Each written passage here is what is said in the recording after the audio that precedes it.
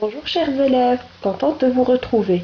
Dans cette vidéo, vous allez trouver un récapitulatif de certaines leçons qu'on a déjà vues ensemble.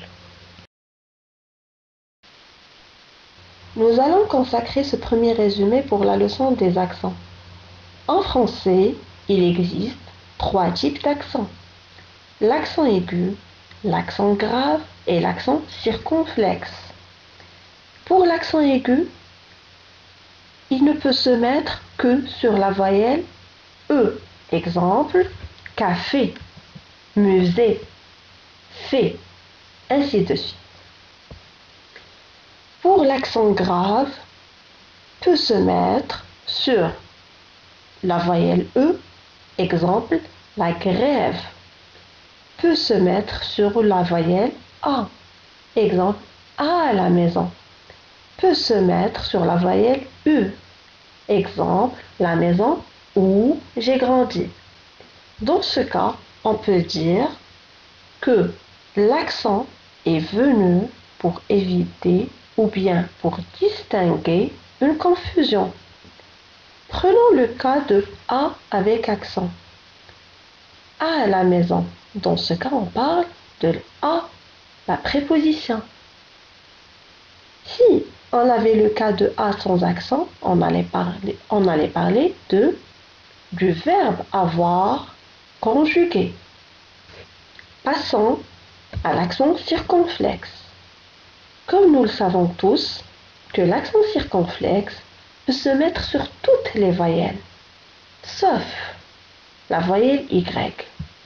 Exemple, grisâtre, tempête, neutre, tâche, sûr. Alors, prenons l'exemple de sûr. Est-ce que tu es sûr de la chose? Dans ce cas, on va mettre l'accent circonflexe parce que sûr signifie certain dans ce cas. Et si je vous dis que le téléphone est sur la table, dans ce cas, on parle de sur la préposition. Donc, sur ne va pas prendre d'accent. Dans le troisième résumé, nous allons entamer la leçon du pluriel des noms composés. Quels sont les noms composés que nous connaissons? Il y a le nom plus nom comme un oiseau-mouche. Il y a un adjectif plus nom comme une plate-bande. Il y a un nom plus adjectif comme un coffre-fort. Il y a un verbe plus nom ou un verbe plus adverbe. Un tire-bouchon, un passe-partout. Et à la fin vient le nom plus préposition plus nom comme un arc-en-ciel. Faisons le pluriel de ces noms composés. Pour le nom plus nom, l'adjectif plus nom, le nom plus adjectif, ils vont s'accorder. Un oiseau-mouche, des oiseaux-mouches. Un adjectif plus nom, une plate-bande, des plates-bandes. Un coffre-fort, des coffres-forts.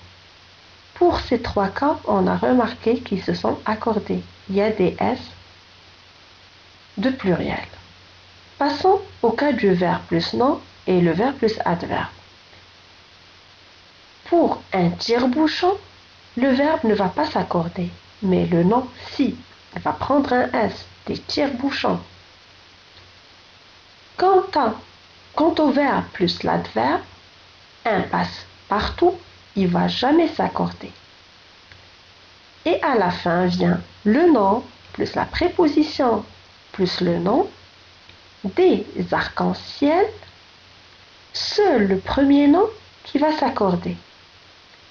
En général, le nom composé se compose de 2 ou 3 mots qui sont souvent reliés par un trait d'union. Comme dernier résumé de cette vidéo, nous allons entamer la leçon des homonymes.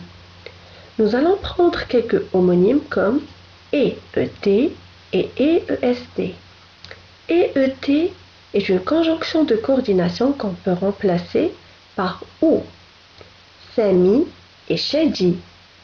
Sami ou Shedi. Et EST, c'est le verbe être au présent qu'on peut remplacer par était. Il est, il était. Deuxième homonyme, c'est son et son. SON est un déterminant possessif qu'on peut remplacer par ton. Son cahier, ton cahier. Son SONT, c'est le verbe être au présent qu'on peut remplacer par était. Ils sont, ils étaient. Troisième homonyme, ce et ce. Ce plus nom, c'est un déterminant démonstratif. Ce garçon.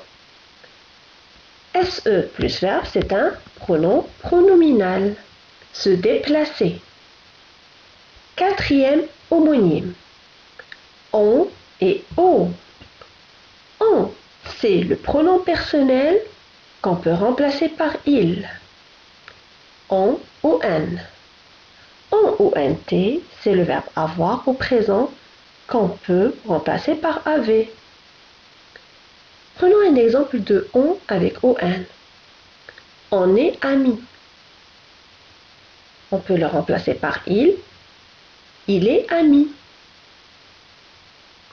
On ou nt, on peut le remplacer par avait. Ils ont, ils avaient. Cinquième homonyme, la et la. LA sans accent est un article qu'on peut remplacer par cette. La table, cette table. Et là avec accent indique le lieu. Où et où.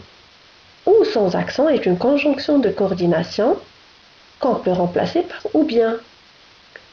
Tu veux un chocolat chaud ou une glace. Comme on peut dire, tu veux du chocolat ou bien de la glace. Ou avec accent est un pronom qui indique le lieu.